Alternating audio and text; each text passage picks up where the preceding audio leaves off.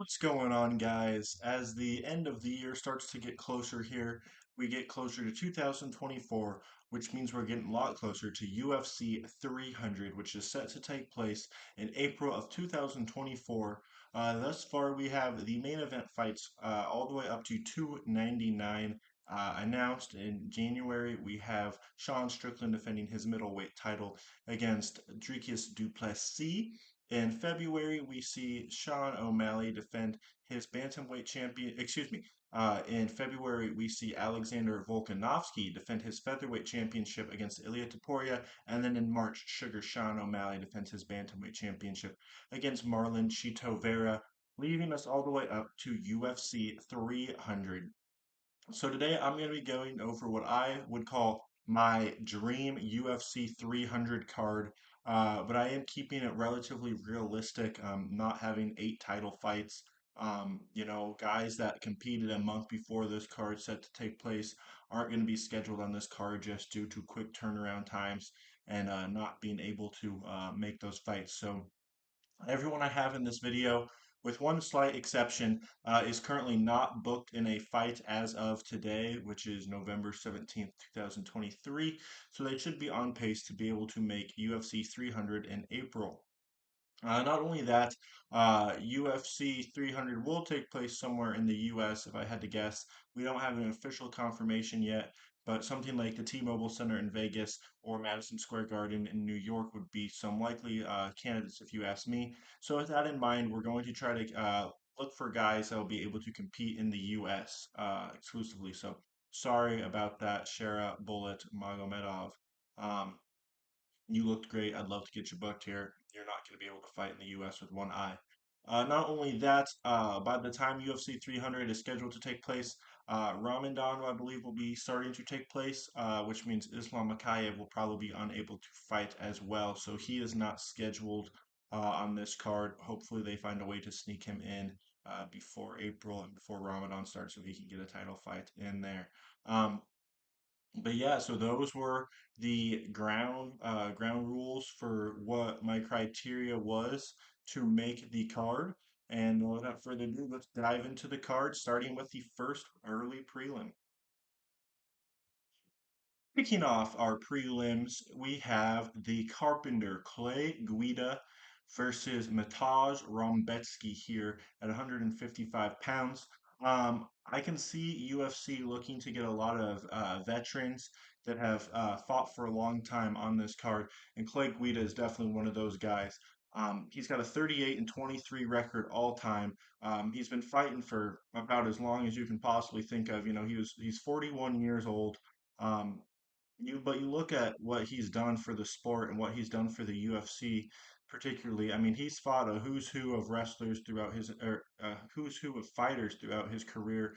I mean, you look through his record. He's fought Gilbert Melendez, Josh Thompson, the coach Dean Thomas, Roger Huerta, Nate Diaz, Diego Sanchez, Kenny Florian, Takanori Gomi, Anthony Pettis, Benson Henderson, Gray Maynard, Chad Mendez, Dennis Bermudez, Brian Ortega, Charles Oliveira, BJ Penn, Ben Miller, Bobby Green, Michael Johnson. I mean, this is a guy that's been through both 155 and 145 pounds, and I think they're going to look to get reward him and get him a place on this UF 300 card.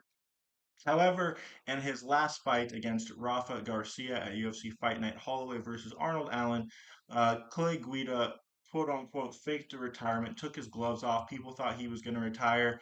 Rogan went over to interview him and instead he pulled a psych and proceeded to just cut a promo. Dana was not too happy about that after it went down, did not have very many good things to say. So as a result, I think Quaglita will get his spot on the card, but it's going to be as a sacrificial lamb. A lot of time on these big cards, UFCs will try to get some younger prospects, a high-profile win on the card to maybe elevate their stardom, and I think that's what they're going to do with Matej Rombetsky here. Rombetsky competed this past weekend at UFC 295. Got an armbar done 3 minutes in the first round over Roosevelt Roberts, completing his third win of the 2023 calendar year. And this guy is just an absolute freak. 31 years of age, so he's still got a lot of time left on him. But Man, he's a machine. 19 and 1 overall record. He has yet to get that signature win on his record. Like I said, he came over at the start of this year, got a contender series win late 2022, started 2023 here, made quick work in Nick Fiore, Loic Rosbov, and then Roosevelt Roberts. He's a guy that's got some momentum going on after this past pay-per-view. I can see him being the guy to lead off the pay-per-view with assuming a stoppage over Clay Guida, which would maybe get a few highlights on the social media and get a nice profile boost for Ron Betsky. It was only about 2 or 3 fights ago that Guida got caught in a leg lock by Claudio Pules. Uh, I just think that type of that type of fighter could get Guida again, and Ron Betsky's got some real slick submissions on the ground. He's got 37% of his wins on the ground with submissions. I think he's a real talented guy that's going to capitalize on Clay Guida's name here in the first fight of the prelims. Here with this next fight, I got a little bit of a goofy one that I'm gonna enjoy personally, but it is my dream card and no one's else, and that's gonna be Crone Gracie versus Ryan Hall. It's two guys that want to grapple, want to look for jujitsu, want to look for submissions. And Crone Gracie's last fight out against Charles Jourdain, oftentimes he was laying on his back trying to get Jourdain to come down and grapple with him. That's not really an approach that wins most fights, especially if you're going up against a guy that's pretty good on the feet. But in this case, we have him booked against Ryan the Wizard Hall, the king of the Imanari roll and the king of the leg lock slash heel hook. He's good at both of those. And this is a fight where both guys are going to want to be on the ground. They're both going to want to be grapplers.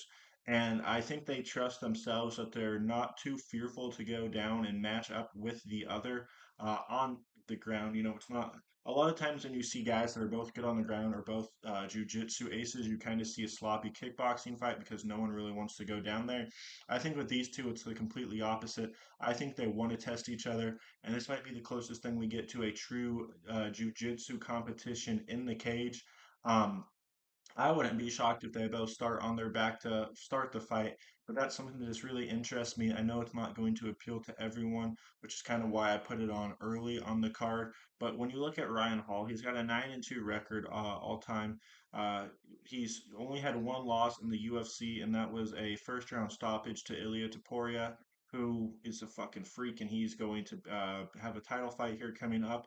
But that was on UFC 264, the Poirier McGregor card. And not only that, he also fought on UFC 269, the Oliveira Poirier card. He's got a win on his record over BJ Penn and Gray Maynard. He's got some signature wins. They put him on these big cards that usually seem to do numbers. I think they like to push Ryan Hall and try to get him in the spotlight, and nothing like UFC 300 says more than spotlight. Meanwhile, Crone Gracie, I'm not so sure he's in the good favors of the UFC after his last fight. However, it was his first fight in several years. Um, it's when he lost to Jourdain early in 2023 here. Before that, his last fight was against Cub Swanson in 2019. Great fight there. And it looks like his striking took a step back from that Swanson fight to that Jourdain fight. But still, he's going to have to be very aware of looking to avoid the heel hook or the leg lock. Um, but he is just as dangerous on the ground.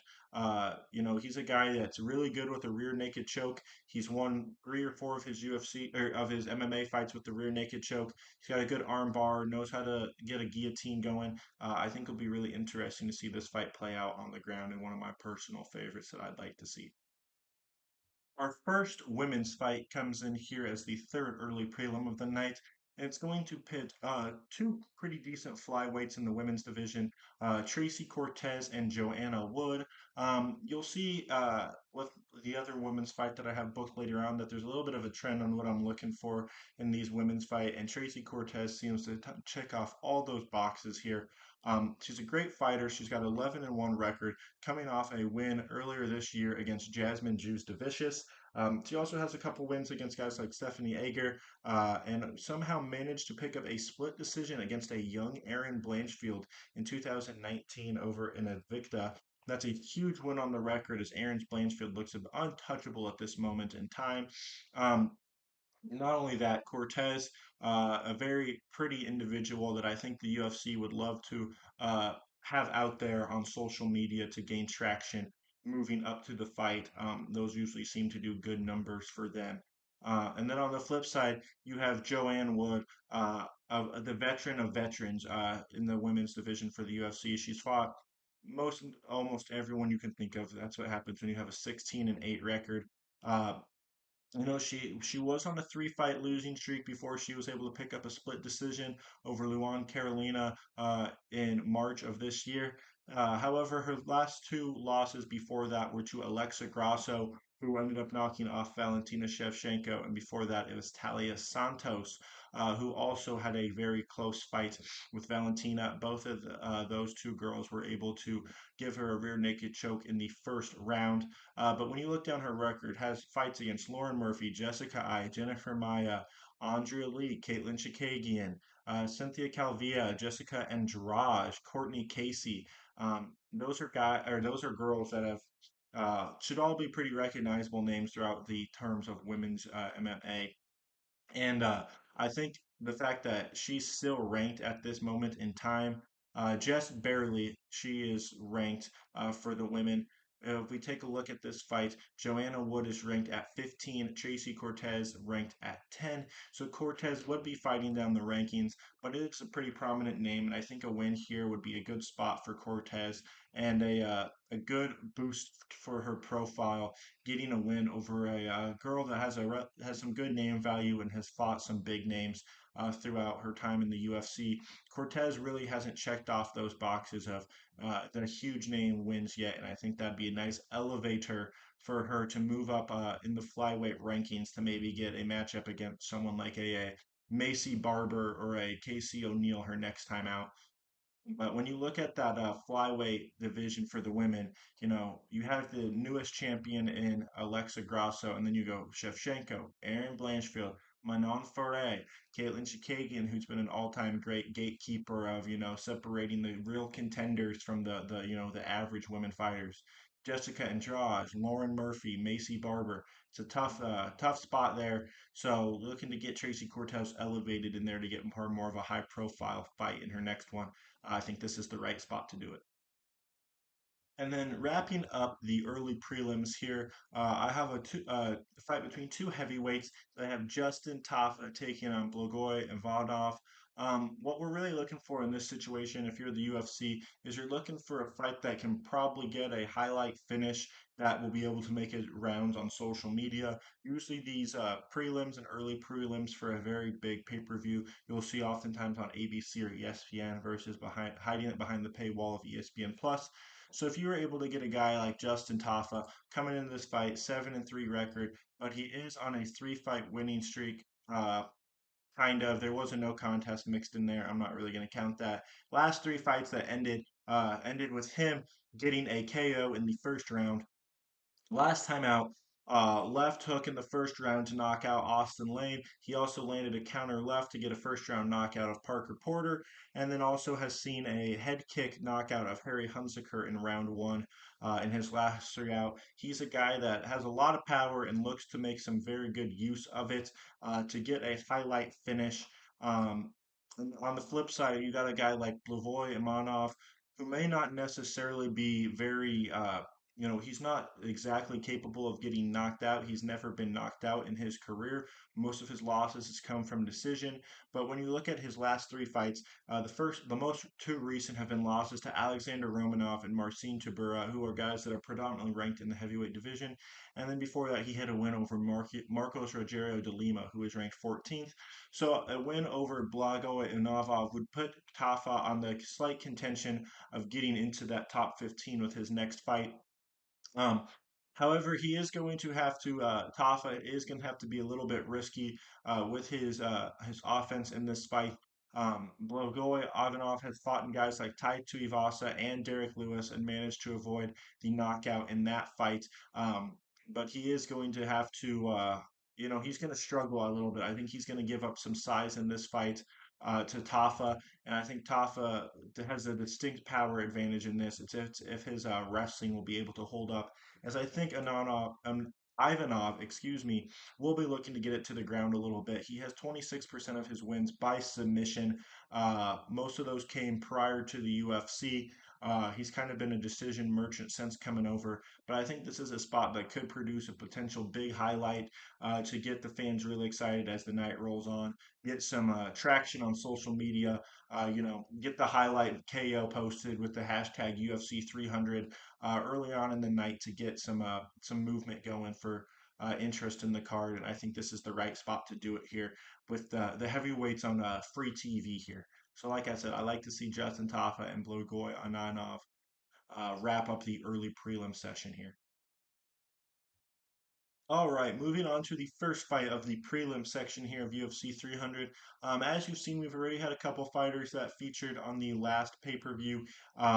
That may be recency bias on my behalf, but I also think that's a good time frame for them to get turned around in time for UFC 300.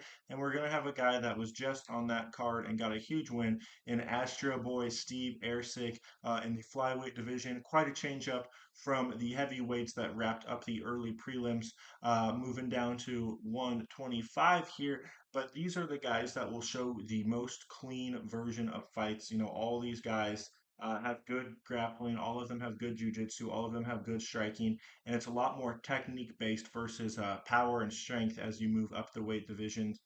You see a lot of scrambles on the ground as it's a lot easier to get out of a hold of a 125-pound guy than it is a 265-pound guy.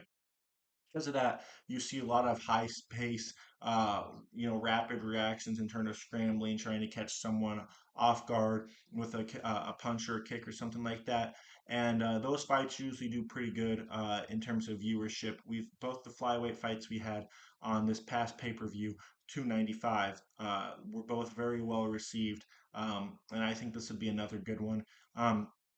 These guys were scheduled to fight at UFC 295. Originally, Matt Schnell was scheduled to take on David Dvorak. Dvorak fell out, Usyk stepped up, and then eventually Schnell pulled out and was replaced by Alessandro Costa. But this is a fight that I want to rebook here as it's two ranked flyweights.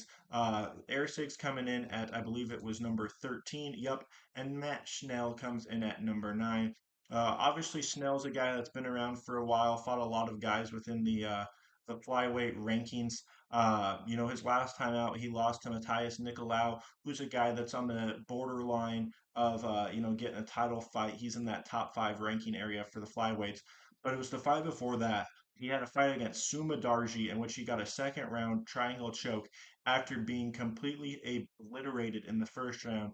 It's one of the biggest change ups in terms of getting smashed to coming back out and getting the win that I've seen. And it was one of the better fights that I've seen, period. And I think that type of energy, that type of fight is what they want to see with Usyk against Snell. And I think it's a fight that you could really get with those type of guys in there. Um, Anytime that you can get two ranked flyweights in there, you know it's going to be a pretty entertaining fight. And while it may seem early having two ranked guys competing off, you do see oftentimes the flyweights don't quite get the respect on the placement of the card that they deserve. And while this will be an entertaining fight, I don't think it necessarily hits the name value that you'd like. Not too many people familiar with Snell or with Usyk. Snell kind of got a little bit of traction after that Suma Darji fight, but still under the radar. I think this would be a great area to have a high speed, high level fight right at the beginning of the prelims, really get people drawn in and invested for the rest of the prelims with that one. So hopefully this would lead off the prelims leading into our next one. The second prelim of the night is going to be our last women's fight of the night, and it features two individuals that fought here on UFC 295 this past weekend, and that is going to be Mackenzie Dern taking on Tabitha Ricci. Both of them are strawweights, and I think this fight will do numbers, and that will not be in the octagon, but their weigh-in and ceremonial weigh-in face-offs, I think, will do great social media traction. Both of these girls have pretty big fan bases within the UFC, not necessarily for their fighting skills, um, but with that said, they're not bad fighters either. Mackenzie Dern looked like shit her last fight this weekend. No other way to go around that personally. I'm sorry. Mackenzie. But you got to get that figured out. He got knocked down 4 times against Jessica Andrade, and her striking looked awful. It looked like she took a huge step back. But that doesn't change the fact that she has 54 of her career wins by submission, 7 submissions on her record there, and she is, a great practitioner of jujitsu. That is really her thing. She's probably one of the more dangerous jujitsu artists in the women's division, in any women's division in the UFC.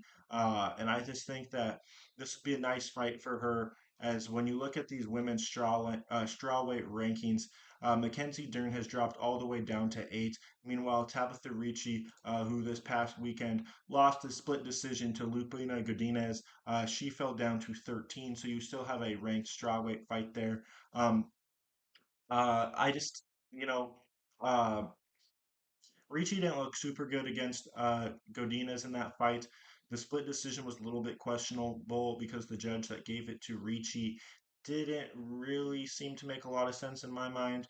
But Ricci is also another girl from Brazil. She has got some pretty good jiu-jitsu to her name as well. 33% of her wins by submission. That's three total, two of which have came in the first round. Um, when you look at her UFC record, she got off to a bad start when she faced Manon Ferro in her debut. That's a tough win for anyone. She's one of the best pure strikers in the women's division and just knocked off Rose Namajunas recently. But after that, she went on a four-fight winning streak before losing to Godinez. So I think even though she did suffer a loss, I think it's fair for her to fight slightly up the rankings against another fighter coming off a loss.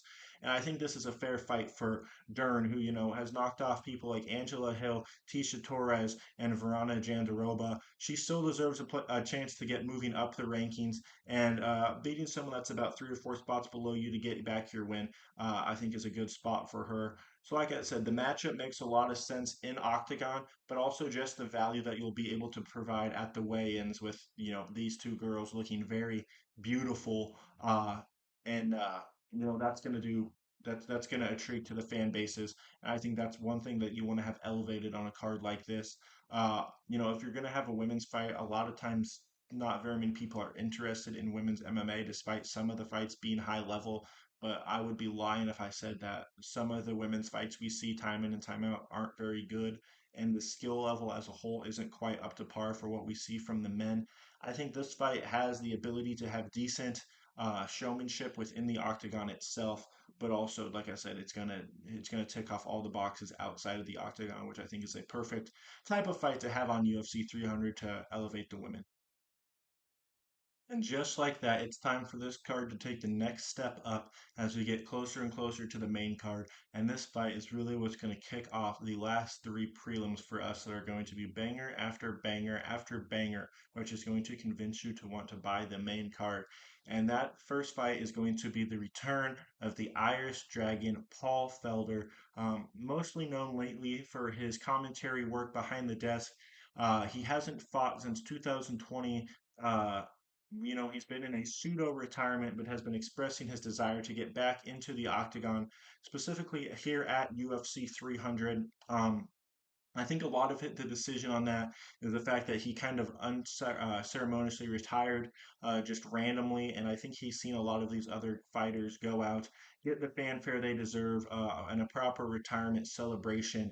Guys like Robbie Lawler, guys like the Korean Zombie get a nice, some love on their way out. And I think he's a little bit upset that he never quite got that. And that's what he's looking for here. But, Felder's still a guy that's not very old, 39 years old. He's taken the last 4 years off. He's a guy that I still trust to have high level abilities, even while he hasn't been fighting. He's been actively training. He's been doing a lot of triathlons. He's in shape and has ready to go. And he's a guy that has so many big names across his record all time. Rafael Dos Anjos, Edson Barbosa, I believe twice. Mike Perry, Charles Oliveira, who he beat. He's got Ross Pearson, Francisco Trinaldo. Those are just big names across the board. And And the fact that he's coming back after a long layover makes a lot of sense to match him up with a guy like Jim Miller. Jim Miller's a guy that's fought on UFC 100 and UFC 200, so the goal is to get him here going on UFC 300. And 40 years old, one of the most well-rounded fighters, time in and time out, consistently finds a way to still be a competitive fighter even at an old age. And he's also one of those guys that's seen the who's of fighters throughout his career in the UFC. He's fought Cowboy Cerrone, he's fought Clay Guida, he's fought Charles Oliveira, Dan Hooker, Trinaldo, Anthony Pettis, Dustin Poirier, Joe Lozon, Diego Sanchez, Benil Dariush, Yancy Medeiros, Nate Diaz, Melvin Gillard, Benson Henderson, Gleison Tebow. He's a true legend of the sport, and it's a guy that I know has a lot of respect and appreciation coming from Dana White. And you know that he's actively looking to get Jim Miller a place on this UFC 100 card. And a fight against Paul Felder just makes sense across the board for both fighters. Around the same age range, both kind of have the same intentions of slowing down, looking for fun fights in their career, while not necessarily being a stepping stone. But they're not trying to take away from those younger dogs either. They're not looking to hold up the rankings or anything like that. And I think this would be a great fight for both guys to go out on. Two guys that have a lot of mutual respect for each other. I'm surprised they haven't fought each other already. They fought around the same times, lots of common opponents. But I just think this would be a good fight for both these guys to go out on a retirement with. And it'd be an exciting fight. These two guys have a lot of heart and a lot of dog in them. 155 pounds produces a lot of wars. And I think this would be a great middle of the prelim spot to have the emotions high with these retirements, but also have the energy and excitement high for a very good fight. I think this one makes a lot of sense there. Our second to last fight on the prelims here takes place at middleweight between two guys that I would guess are ranked about 16 and 17, roughly, in the middleweight rankings, while it doesn't seem to go past 15. These are two guys that are just right on that line, and that is Michel Pereira and Roman Kopylov. Obviously, Pereira was ranked at welterweight a few months ago before missing a weight against Wonderboy Thompson, made him move up a weight class as a result. Came in and got a quick win over Andre Petrovsky, which is quite a way to make your debut within the middleweight scene. He's a guy that he's the king of Cachoeira. Cachoeira, for you that are unaware, is a I don't even know how I describe Cachoeira. It's almost like a dancing in terms of fighting. This man does a lot of backflip kicks, lots of jumping off the side of the cage to try to throw kicks, spinning elbows, back fists. He does a lot of weird movement with that, but because of that, it makes him a very exciting and dangerous fighter. Um, and he has a surprising amount of power in him. He was big at welterweight, which is part of the reason he had to move up to welterweight. Um, he's just honestly kind of a freak. He's had some nice knockouts, a flying knee on Danny Roberts. He's actually got a choke on his record as well. Um, but he's just an entertaining fighter and is very rarely in some bad fights. And he's going up against a guy that's been knocking on those middleweight rankings now for this past year, and that's Roman Kopylov. He's got 3 wins within 2023. He's beat Punhele Soriano, Claudio Ribeiro, and Josh Friend. All of them were finishes. He's got a real nice head kick, which we saw is how he knocked out Claudio Ribeiro. Um, he's been on some high profile spots recently. That head kick of Ribeiro was at UFC 291, Poirier Gaethje 2. That night was kind of summarized by head kicks as Gaethje knocked out Poirier with that. But I think these are guys that are gonna want to go in a kickboxing type fight. A lot of kicks, a lot of punching, um, not as much grappling. You will know or will see that Kopylov has a background in some combat sambo, so he does have the ability to take it to the ground if he needs be.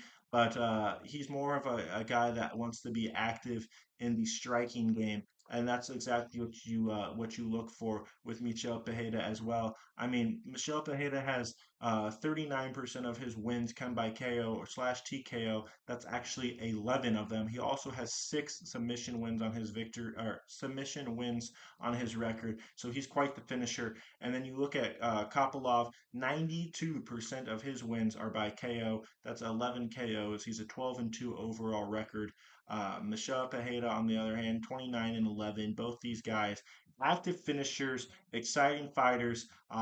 It's just a good spot on the free TV here still for the prelims to get a very entertaining fight going. And this one seems to make a lot of sense as the winner would be getting the top 15 opponent next time out. This would be a great fight and one that I really want to see. And then wrapping up the prelims here, I have a nice little featherweight contest between the 13th ranked Dan Ige and the unranked Billy Quarantillo. And this is a fight that anyone that knows the sport knows would instantly be a great fight. Well, let's start with Dan Ige, 17 and 7 overall record. Like I mentioned, he's currently ranked 13th in the flyweight rankings. He's never been finished. All of his losses have come by decision. However, he does have five wins by KO, five by submission. Most importantly, his nickname is Dan 50K Ige. That is because he has been known to get a lot of performance bonuses in his time with the UFC. Great knockout artist. It was earlier this year he had a nice KO on Damon Jackson with a left hook. He's knocked out Gavin Tucker. He's had some wins over Edson Barbosa in his career. And all of his losses are high profile losses that you can't really fault him for. Losing to guys like Calvin Cater, Chan Sung Jun, Josh Emmett, Movsar Ilovev, and Bryce Mitchell. Those are all respectable losses, especially when you look at those Bryce Mitchell and Movsar Ilovev fights. Those are guys that are just superior matchups to Ige as they're great wrestlers, and it's something that he's not particularly great at, as he's more of a striker. But he's a tough striker. That Bryce Mitchell fight from a couple months ago, he really had Bryce cut open bad. He landed in some crazy strikes that really had Bryce busted open before he was able to take it to the ground. And then on the flip side there, Billy Quarantillo, guy that's constantly been knocking on the door of featherweight rankings for most of this year now, 18 and 5 overall record. He's got eight wins by KO. He's got five wins by submission. Last time out, got a win over Damon Jackson as well. Had a little bit of a step back earlier in this year as when he got KO'd by Edson Barbosa. A little bit of a nasty flying knee on that one. He also has a loss on his record to Shane Burgos, which I think bears well for this Ige fight. I think you can take a lot of film from that Burgos fight and put it onto this Ige fight. Uh, if you really want to plan some strategy behind it, Burgos and Ige are very similar fighters and how they like to brawl and specifically like to use some hooks in their fighting style.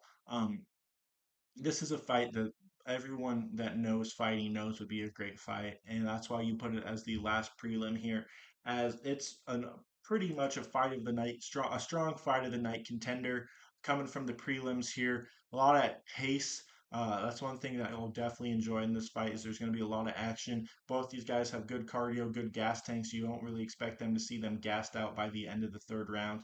And featherweight's one of those divisions that gets a lot of eyes and viewership. Same with lightweight; those kind of that weight area seems to have a lot of very well-rounded, talented guys. And this fight would be one of them that would really complete the prelims, having us set for the main card, which kicks off here next. So this fight should hopefully inspire you to want to go buy the pay-per-view. And I think I picked out a good one here in terms of the type of fight these two would have that would increase the viewership. So I said with my stipulation at the beginning of this video that no one in this fight currently has a fight booked with one exception, and that exception comes here in the first main card fight of the night, in which I have Benoit Saint-Denis coming off a huge knockout win over Matt Frivola. I have him scheduled to take on the winner of Dan Hooker versus Bobby Green. They are set to fight on the 9th of December. excuse me, the 12th of December. This fight just makes a lot of sense across the board. With his huge knockout win over Matt Frivola, we've seen Benoit Saint-Denis jump into the rankings at number 11 here. Meanwhile, Dan Hooker is ranked ninth, Bobby Green ranked at 13th.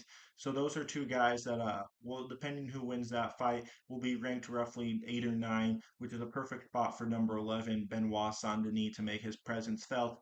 We'll start with Saint-Denis as he's been the most recent one in the cage, getting a win this past weekend with a terrifying head kick. Got taken down relatively quickly by Frivola, got up, and then as Frivola was trying to get out of his clinch, just got absolutely head kicked against the fence. That's five straight finishes now for Benoit Saint-Denis. He is 5-1 in his UFC career. His only loss coming at short notice, up a weight class. But ever since he's come back down to 155 pounds, which is his normal weight class, he's been nothing but an absolute freak. He really ended the hype train of Ismail Bonfamine earlier this year when he got a rear naked choke on him. He's had a rear naked choke on Nicholas Stoltza, but at the same time, his striking is just as dangerous. Some ground and pound stoppages over Thiago Moises and Gabriel Miranda. That Moises one especially exciting. Uh, he's 13 and 1 all time in his career. Like I said, the only loss was on short notice, up a weight class, and it was still a decision. He's a guy that's an absolute finisher to the ultimate degree, and a guy that looks to be growing or going up uh, the rankings here. 27 years old, a guy that's heavily being invested in by the UFC.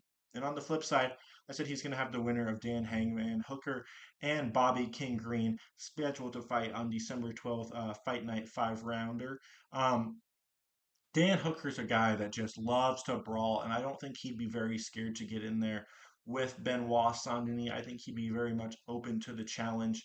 Um, you know, uh, Hooker's a guy that wants to fight, and it doesn't really matter to him where or what the fight's going on. He dropped down to 145 pounds to take on the challenge of Arnold Allen. He was not, he really, I don't think, should have done that personally. I think he was a little bit too drained by the weight cut, but it was just a challenge that he wasn't scared of. He stepped up on short notice to take on Islam Makayev, which is almost a death wish, honestly, the way he's been fighting. But I mean, he's been in the UFC since 2014. He's got fights against guys like Yair Rodriguez, Ross Pearson, Jim Miller. He has a win over Gilbert Burns, as well as wins over Al Iaquinta and Paul Felder. He had a loss to Dustin Poirier in a fight of the year contender. Great fight. Both guys took a lot of damage on that. Really tested the chins of both fighters. Had a pretty fun but short loss to Michael Chandler. And then since then has had some pretty good fights against some relatively low level scrappers such as Nasrat Hasparask and Jalen Turner. Uh, and like I said, he's matching up with Bobby Green here, who's a guy coming off a nice upset win over Grant Dawson. Probably a fight he wasn't expected to win, but he's still growing. It appears. He's on a two-fight winning streak. Knocked off Tony Ferguson at UFC 291. Knocked off Grant Dawson really quickly in that main event. Just kind of caught him there and shook him up and wasn't. That was that. Really didn't have much for him going after that. He also has stepped up on short notice to take on Islam Makayev. Didn't do much better than Dan Hooker did. Um, he got his butt kicked by Rafael Fiziev, but showed a lot of heart in that fight. He's also been around the UFC for a long time. Fought guys like Dustin Poirier, Edson Barbosa, James Krause, Thiago Moises, guys like that. I would expect that Hooker would come away with this win, but regardless, whoever wins this is going to be in for a brawl against Benoit Saint-Denis, and there's nothing better to elevate a main card with the first fight of the night being an absolute brawl. When you think about one of the most electric starts to a pay-per-view we've ever had, when Michael Chandler and Justin Gaethje led off UFC in Madison Square Garden, I believe it was. That was electric and had the crowd ready to go for the rest of the night after that.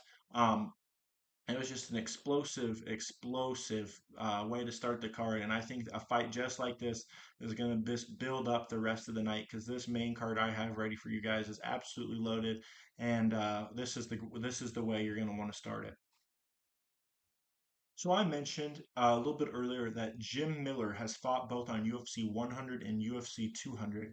The only other person to have accomplished that feat was Brock Lesnar. And while I'm not getting Brock Lesnar on this card, I'm getting someone that is almost comparable in the fact that he was a very dominant college wrestler turned MMA fighter, and that is Bo Nickel. Bo Nickel has a lot of hype on his name. He doesn't have any significant wins on his record yet because he's coming in so new and so young. But when you take the hype he's come in with, as well as the hype he generated throughout his NCAA wrestling career, one of the best wrestlers in college history out of Penn State.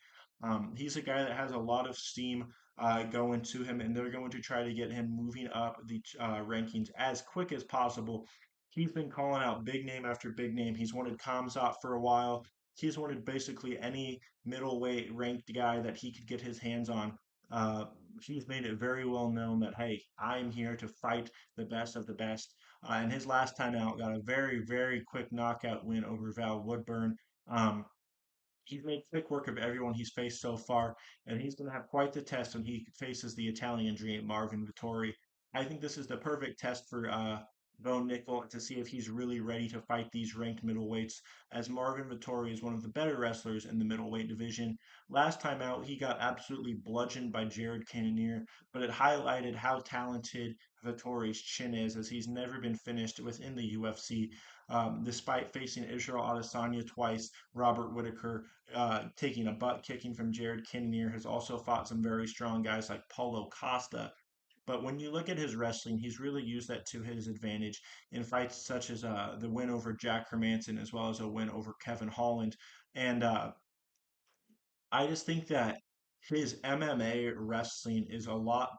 It's a really tough thing to. There's a big difference between MMA wrestling and college wrestling when you're on an open mat like that and you can't throw strikes versus having the cage to work with in the clinch, having strikes at your ability. And I think that this will be a real test for Bo Nickel to show where his MMA level wrestling is at against one of the better ones to do it in Marvin Vittori. Uh, and I think that if he is able to knock off Marvin Vittori, that'd be the perfect guy to catapult him up into a more high profile middleweight fight than where he's already at with Vittori. Vittori currently sits at number 5 in the middleweight rankings, maybe a little bit higher than I initially intended for him to run into there. But it just seems like the right type of fight for him. Vittori, like I said, he's lost to Adesanya twice, so he's had a title fight already.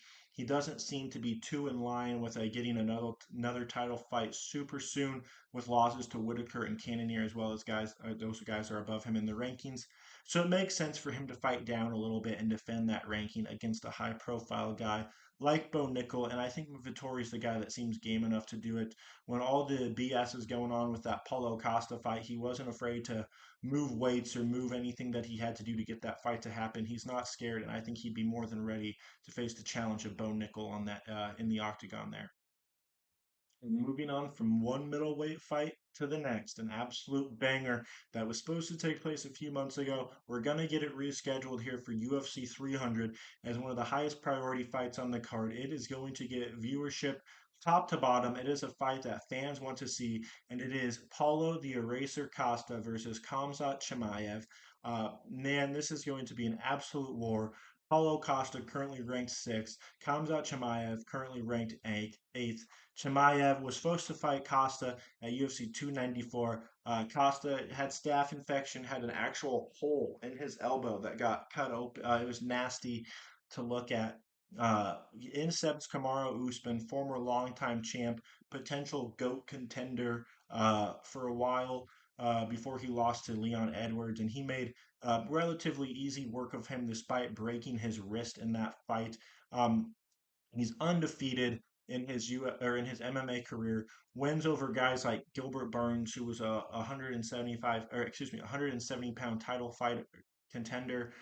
He made easy work of the Leech Liang Ji Liang. Picked him up, threw him down in front of Dana. He's just an absolute menace. We all know what Chimaev brings to the octagon. But a lot of that times, I feel like he was almost a weight bully at 170, being so big, yet being able to be a middleweight. And a real test of what he can do with his size. I think Paulo Costa's that guy. Costa's not necessarily known as a great counter wrestler. So if Khamzat's able to take him down, he might be able to have quick success with him. However, I don't really think that Khamzat's fought anyone as strong as Paulo Costa or as anyone as powerful as Paulo Costa. Costa, they call him the Eraser for a reason. He's a man that possesses real scary power, and we've seen it on multiple occasions. When you look overall at his record, the way he was able to put out Johnny Hendricks was scary. He's knocked out Uriah Hall, had an absolute war with Yoel Romero in a very, very entertaining fight. Even in his loss to Marvin Vettori, he landed some head kicks on Vettori that I think put out most normal men, but Vettori has that granite chin, and then he had an ugly but fun fight with Luke Rockhold that saw a lot of blood. Uh, I just think that this fight makes a lot of sense for both guys here. It's a great test for Khamzat to see if he's ready for that middleweight division and especially the upper echelon of the middleweight division. And it's another exciting fight for Paulo Costa, who's been Mr. Exciting Fight in his UFC career. And I think the winner of this fight definitely can have a word or two with Bo Nickel if he's able to get it done in the previous fight against Marvin Vettori. I think these two fights going back to back make a lot of sense, and there's a lot of interesting things that can play out of a result for it. And without further ado, let's move on to our co-main event, which has some guys that have some history with some of these middleweights. And that's because in the co-main event, I have a light heavyweight title fight as Alex Pereira defends it against his old and arch nemesis Israel Adesanya. Adesanya 0-1 at the light heavyweight division, failing in a title fight against Jan Blachowicz. However, he has been able to knock out Alex Pereira in their last fight, the only person to hand Alex a loss so far in his UFC career. When you look at Alex Pereira's UFC record thus far, he's beat Sean Strickland, which is a guy that's beat Adesanya. He's beat Jan Blachowicz, which is a guy who's also beat Adesanya. And he's beat Adesanya himself in both kickboxing and in MMA. But I think ever since he got KO'd by Adesanya, he's wanted to get that loss back and made it's 1-1 in the UFC. Here's the third fight, the rubber match. It makes sense to do it in a different weight class now that Izzy's no longer the champ down there at 185. Might as well move him up, get this high profile fight here. This is arguably the biggest title fight that you could make at the moment in terms of attractiveness to the casual fans. Adesanya is one of the biggest names in the UFC period, probably a top 3 or 4 guy in terms of notoriety. And Pereira's been just growing ever since, the Adesanya 1 and 2 fights. And a lot of people would love to see this trilogy wrap up, and it makes a lot of sense to be on a card like this. An absolute barn burner of a fight. When you look at UFC 200, it featured Daniel Cormier taking on Anderson Silva. I think this fight's very similar in that aspect, where it's two legends of the sport facing off. This one has a lot more rivalry behind it than Cormier and Silva does, but it makes a lot of sense. Silva, a long time 185-pound champ, moves up to 205 pounds to face Cormier. Adesanya, longtime 185-pound champ, moves up to 205 to fight Pereira. Makes a lot of sense here. Things could change, obviously. If Dricus du Plessis is able to beat Sean Strickland in January, I could see Izzy maybe winning a shot back at the 185 pounds against Dricus instead. But we need to see the third fight between these two, and I think a UFC 300 spotlight is the perfect place to do it. Um, However, like I said, this will be the co-main event for me. It very well easily could be the main event. I think it should. I think all title fights should be main events, except I just can't see Dana White not letting Conor McGregor headline this pay-per-view at UFC 300 as his fight with Michael Chandler finally gets announced and finalized. McGregor had been out since 2021 with his broken leg that he suffered against Dustin Poirier. Had some issues with the USADA pool. They're no longer in the picture. These guys coached against each other on a season of The Ultimate Fighter. They were supposed to fight at the tail end of 2023. Never happened. It's been getting pushed back. It's here. This is the time to do it. This pay-per-view with McGregor as the headliner could be the highest selling pay-per-view in UFC history. Every single McGregor pay-per-view has been one of the better selling ones for the UFC. He is the top dog. He is the money maker for them. The way that he generates buys and attraction for events is unparalleled, and there's no one in the UFC that comes even close to the way that McGregor moves buys, moves attraction, moves interest, viewership, all of that. He is the guy, and he knows that too. And that's why you put him in the main event on this main card. The fact of the matter is, if you can get Conor McGregor a rivalry third fight for the title, as well as a type of fight like Khamzat versus Paulo Costa, this pay per view is going to do huge numbers, and I can't wait to see what they actually do when they make this pay per view. But if I was in charge, if I was working with Dana White, Sean Strickland, Hunter Campbell, this is the card that I would try to put together. So I hope you guys comment down below what your dream UFC 300 card looks like. Keep it relatively realistic. No eight title fights. No having only ranked fights from top to bottom. That's very unrealistic. If you ask me, they're not going to lead off the early prelims with a 7 versus 6 ranked fight, unless it's women. But um, that could happen, I suppose. But yeah, it's not gonna. You're not gonna see Usman versus Bilal Muhammad kick off the early prelim. So try to keep it relatively realistic. But yeah, this is my UFC 300 dream card. I hope you guys liked it. Leave a comment, leave a like, subscribe, and I hope that you guys like the video.